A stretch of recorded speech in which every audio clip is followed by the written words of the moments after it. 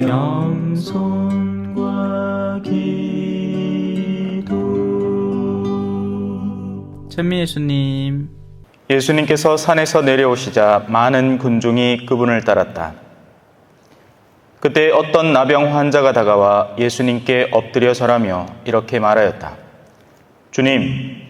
주님께서는 하고자 하시면 저를 깨끗하게 하실 수 있습니다. 예수님께서 손을 내밀어 그에게 대시며 말씀하셨다. 내가 하고자 하니 깨끗하게 되어라. 그러자 곧 그의 나병이 깨끗이 나았다. 예수님께서는 이렇게 말씀하셨다. 아무에게도 말하지 않도록 조심하여라. 다만 사제에게 가서 내 몸을 보이고 모세가 명령한 예물을 바쳐 그들에게 증거가 되게 하여라. 주님의 말씀입니다.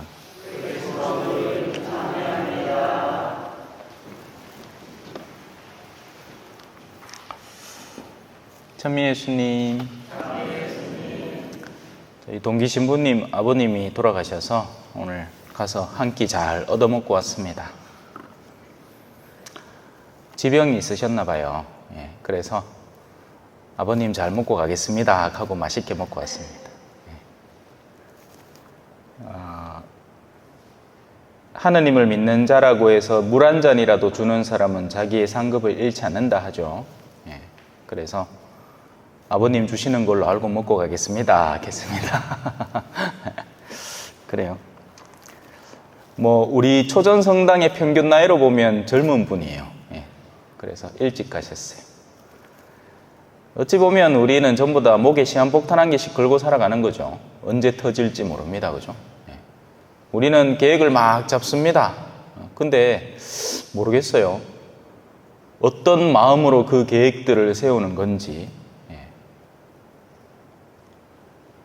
평균 수명이 아무리 늘어난다 해도 결국 사람의 목숨은 누구에게 달린 거죠? 하느님께 달린 일입니다. 인간이 원한다고 늘릴 수 있고 물론 줄일 수는 있죠. 저 사람 된 게. 하지만 그래 갖고는 자기의 영혼을 어떻게 될지 보장받지 못합니다. 그죠? 옛날에는 자살자들 미사도 안 해줬어요. 근데 지금은 이런 이 틈을 갖고 있는 겁니다. 설마 지정신으로 자살했겠나? 그래서 큰 스캔들이 되지 않는 사람인 경우에, 예를 들어서 무슨 연예인이다 이런 경우에 자살자를 두고 우리가 뭘 하면 큰일 나고, 그게 아니고 그냥 아무도 잘 몰라 아름아름으로 야가 와 죽었노 갈기네 그래 그렇게 해가 죽었다더라 그냥 흉흉한 소문만 도는 정도만 에휴 모르는 척 하고 해주는 겁니다. 하지만 절대로 꿈도 꿔서는 안 돼요. 그죠? 우리의 하느님이 허락하시는 생명을 마지막 한숨까지 철저하게 살아가야 됩니다. 행여 우리 어르신들 가끔 가다가 잘못 생각하면 이래 살아가 뭐하노 아이고 빨리 갔으면 좋겠다 그런 생각도 조심하셔야 돼요. 왜? 하느님이 살려놓는 거잖아요. 뭔가 아직 이유가 있단 말입니다. 그러니 하루하루 성실하게 사시다가 마지막에 하느님이 허락하는 순간에 숨을 내려놓고 가야죠. 자, 오늘 준비한 강론은 미숙한 믿음이라는 덜 성숙된 믿음, 설익은 믿음이라고 표현할 수 있겠습니다. 일독서에 보면 우리 믿음의 선조 아브라함이 나오죠. 마테오복음의 족보를 보면 제일 처음에 시작하는 게 아담이 아니에요. 아브라함부터 시작합니다. 그래서 이 신약 마테오복음은 믿음의 역사가 어떻게 진행되어 가는지를 그 첫 시작점부터 알려주는 거예요. 아담과 이브는 거꾸로 자기들이 갖고 있던 은총의 상태를 역으로 내려놓은 죄악을 시작한 선조고요. 아브라함 때에 와서 본격적으로 이게 진정한 믿음의 바탕이 될 만한 사건이 일어났다라고 보기 때문에 아브라함이 믿음의 선조가 되는 겁니다. 근데 그 믿음의 선조인 아브라함조차 오늘 하느님께서 그에게 던지는 말씀 앞에서 피식 웃습니다. 하하하 내 나이가 어때서 사랑하기 딱 좋은 나이인데 하는 노래가 있지만 99살은 좀 심하잖아.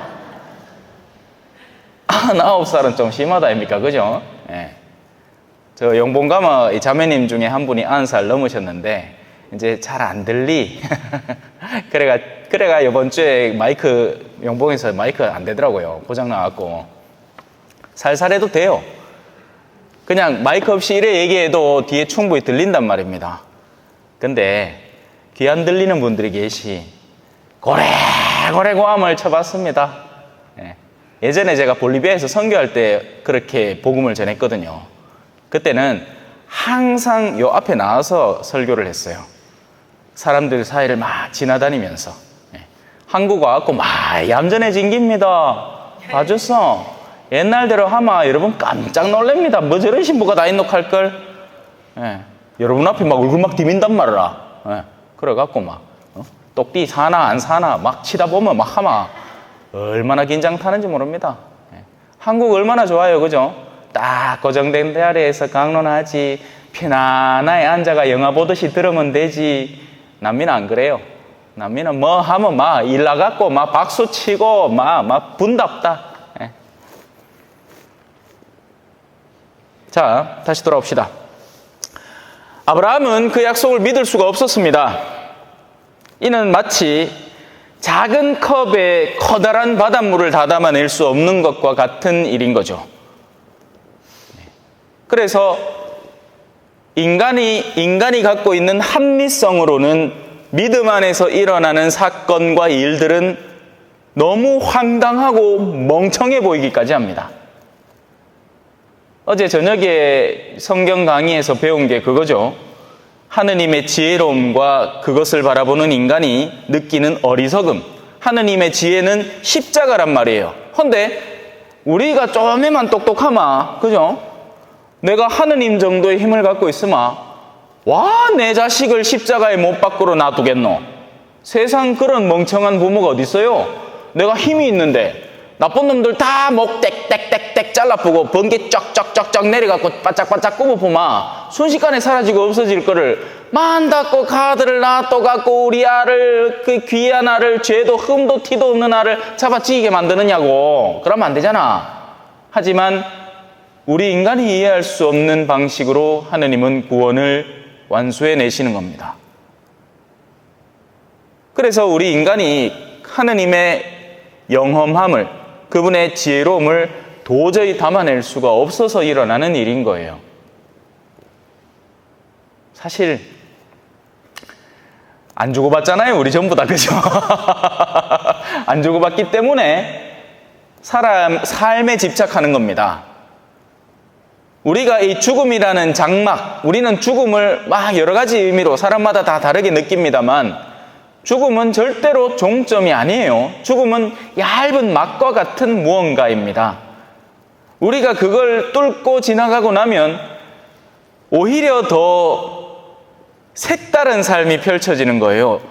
세상을 떠난 사람들은 죽은 게 아닌 겁니다. 제가 아까 농담처럼 한 게 아니고 진짜 우리 제 동기 신부님 아버지한테 잘 먹겠습니다 하고 먹으면 그 잘 먹겠습니다라는 인사가 그분께 전달이 되고 있다는 얘기죠. 그것이 그분에게 작은아마 하나의 상급이 되는 것이고. 근데 안 주고받잖아. 그래 지금 눈에 보이는 삶이 중요한 거예요. 오늘 제 강론 주제도 그거고요. 사실 오늘날 우리에게 다가오는 이 구원이라는 상황도 제가 지금 설명하고 있는 것처럼 똑같습니다. 많은 사람들은 구원이라는 단어를 들을 때 무엇을 떠올리느냐? 현세적인 개념을 떠올립니다. 구원받는다. 그건 바로 지금 당장에 일어날 수 있는 구원. 내가 어디가 아픈데, 내 얼마 전에 코로나 걸리고 대상포진 걸리가 막 으악 하고 막 통증이 밀려오면 어야든동 이걸 조금이라도 경감시키고 싶은 욕구, 그것이 구원의 하나의 단편으로 자리 잡고 있는 거죠. 고통에서 벗어남. 또 그게 아니고 딴 거라면 예를 들어 재정 상태가 내가 지금 엉망이야. 그래갖고 BJ들이 줄 서갖고 문 두드리고 앉았어. 뭐 시간이 멀다 하고 막 전화해갖고 독촉하고 있고 막 그러면 그런 상황이 나를 막 조여오지 않겠습니까? 거기에서 벗어나고 싶은 것을 구원이라고 생각하는 겁니다. 또 뭐 그것뿐만이겠어요. 줄줄 몇 개 적어놨는데 이 사람마다 다 상황이 다를걸요. 예, 어떤 사람은 마누라한테 매일같이 떼떼거리는 소리 때문에 기가 따가봐. 그래서 마누라한테 좀이라도 쉴 기회를 얻으면 구원이라. 예? 또 거꾸로도 마찬가지고. 예. 아이고 이놈은 삼식이는 어디 안 나가나. 맨날 첫날 집에서 밥을 그래 내 밥 차린다고 바빠 죽겠어. 그래가 남편이 어디 여행 간다 하면 자기한테 구원이라. 예. 상황은 다 다르죠. 예.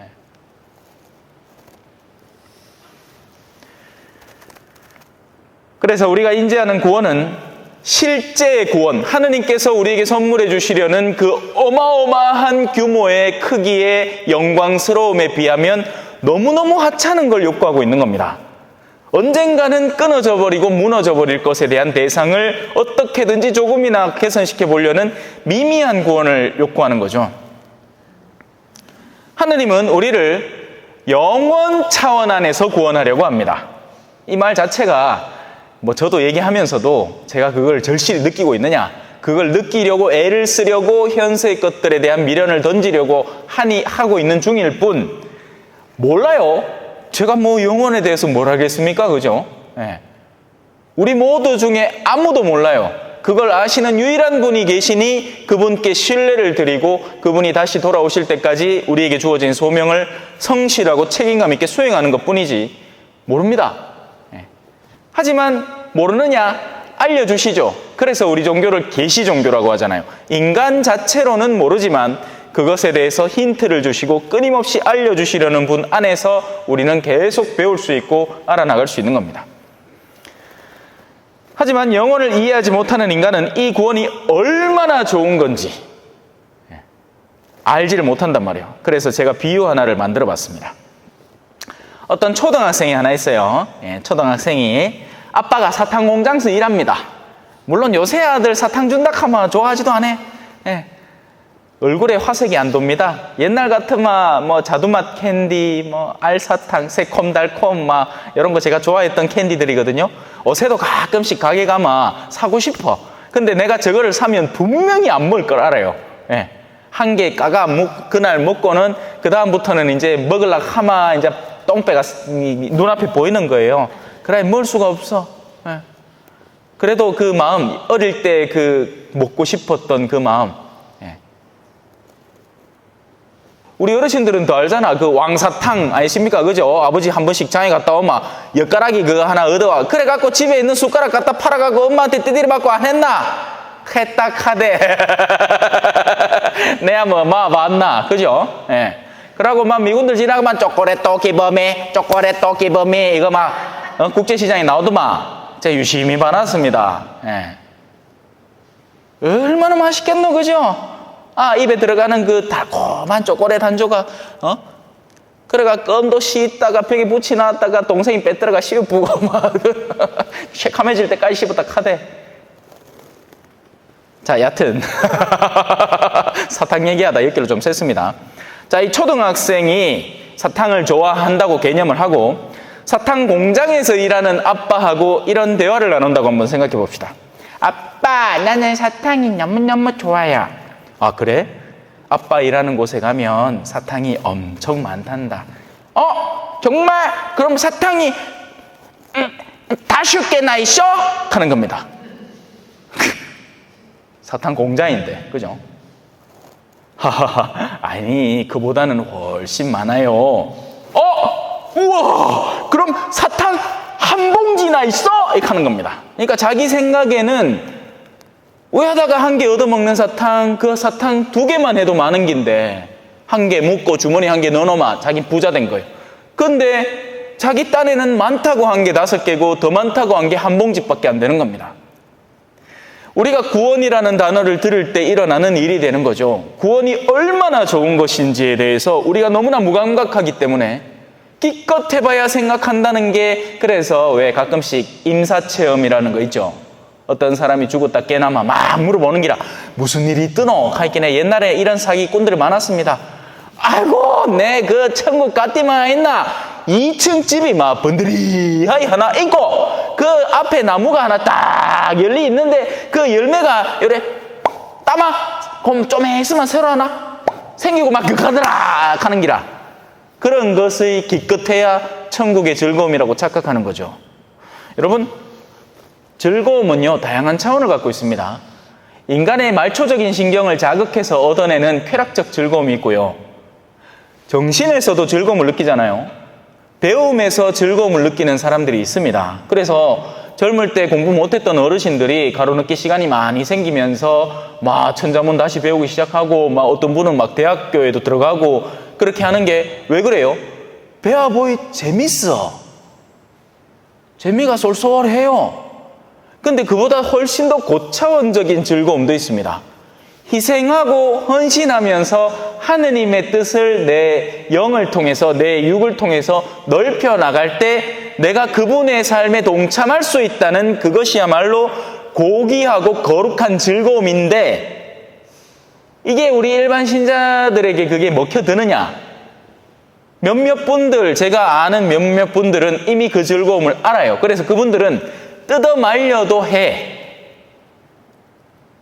그런 분들은 뜯어 말려도 봉사하는 자리에 솔선수범해서 나서고, 누가 하지 마라 해도 나서서 기쁘게 땀을 뻘뻘 흘려가면서 한단 말입니다. 그런데 그게 아니마 주변 사람들이 봐주고 박수 쳐줄 때나 한번 나설까이 자발적으로 자기가 그렇게 땀 흘리고 희생하고 고통을 쏟아내야 하는 곳에 절대 안 나갑니다. 안 나가. 이 좋은 세상 즐기고 누려야지.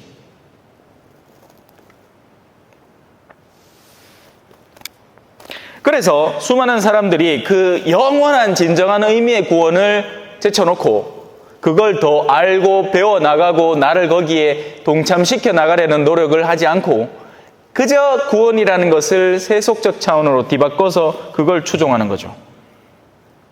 당장 눈에 보이는 구원, 제가 앞서 서술한 병에서 낫는 것, 아니면 재정 상태가 나아지는 것, 자녀들이 지금 속 썩이는데 그 문제가 당장 해결되어 버리는 것, 누구하고 소송 걸렸는데 빨리 그게 어떻게든 해결되기를, 그 정도 수준으로 구원을 바라고 전신만신 하느님 앞에 나와가지고 그런 거 기도한단 말입니다. 하느님요, 이거 들어줘서 내가 류마티즘 관절염이 있는데 뼈다구가 빼가딱 하는데 요거를 우야등동 고통을 경감시켜 주시가 도와줘 있어. 기도를 할 수 있어요.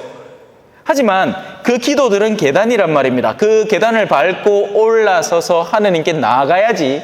그 계단들만 올라갔다가 내려왔다 하는 수준의 초보적인 신앙, 제가 앞서 서술한 제목과 같이 미숙한 믿음, 덜 성숙된 믿음에 스스로 머무른단 말입니다.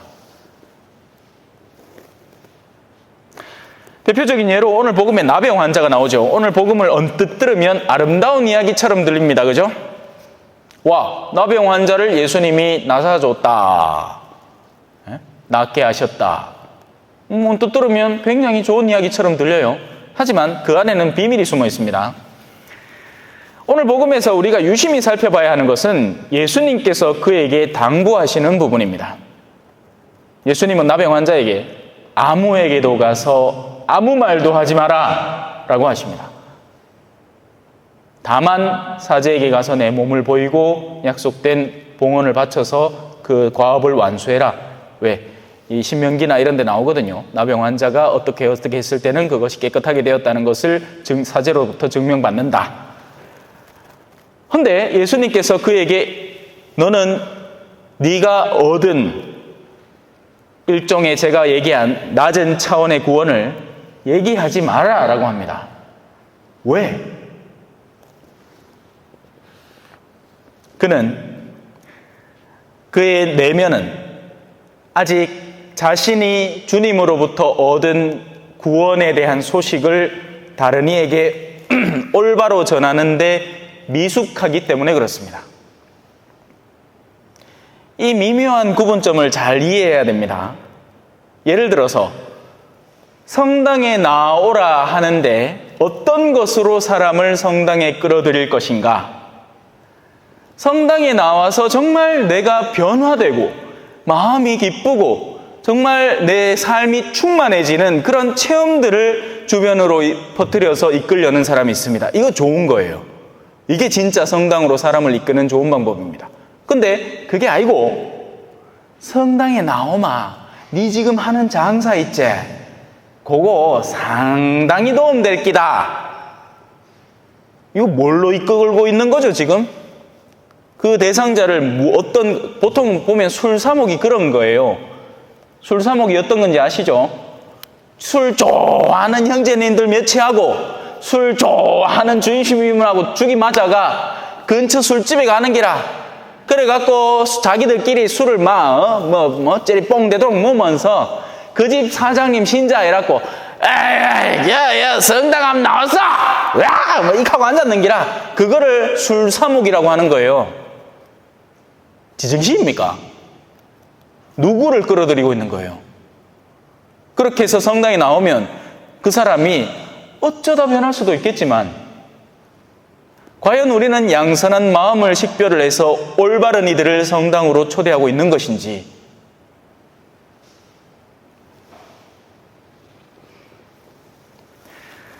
현대의 많은 신앙인들도 비슷한 상황입니다. 그들은 영원한 구원을 진정으로 바라는 간절한 내면을 갖고 있기보다 바로 이런 현세적인 어려움들이 해결되기를 바라는 초보적인 차원의 신앙을 갖고 있고 또 그런 체험들을 주변에 막 발설을 합니다.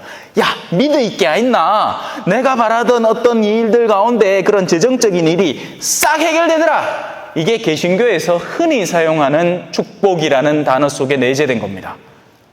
믿음만 축복받는다. 그러면 우리가 갖고 있는 순교자들의 신앙은 어떻게 설명할 거예요? 아니, 무엇보다도 우리 믿음의 근원지이신 예수 그리스도의 십자가의 죽음은 뭘로 설명할래요? 저주받았네? 믿었더니 저주받았네? 끝까지 하느님을 믿었더니 십자가에 못 박아 던져버리셨네? 이걸 도대체 어떻게 설명할 거냐고요? 아니란 말입니다. 축복의 근원점과 믿음의 핵심점이 달라져 있단 말이에요. 물론 하느님은 그런 일들을 선물해 줄 수 있습니다. 세속적인 필요를 채워주시기도 하죠. 그래서 기도하지 말라는 게 아니라고 거듭 이야기합니다. 다만 내가 밟고 올라선 그 계단을 넘어서서 그 다음 단계로 나가야 돼요. 하느님께서 나를 아픔에서 살려주셨으면 더한 열성으로 복음을 전하려는 노력을 기울여야 되는 겁니다. 얘 땄구나, 아이고 살았다, 다시 예전의 삶으로 돌아가서 열심히 술 먹고 재밌게 놀자, 이게 아니고 은근히 이런 사람 많습니다. 실컷 하느님한테 청해갖고 한 번만 살려주시면 내 이 몸을 이렇게 낫게 해주시면 내가 아이고 내 참 좋겠습니다 해갖고 낫게 해줬더만은 예전보다 더한 악습에 물들어가는 겁니다. 뭐 알라 살려줍니까? 하는 짓이 빤한데.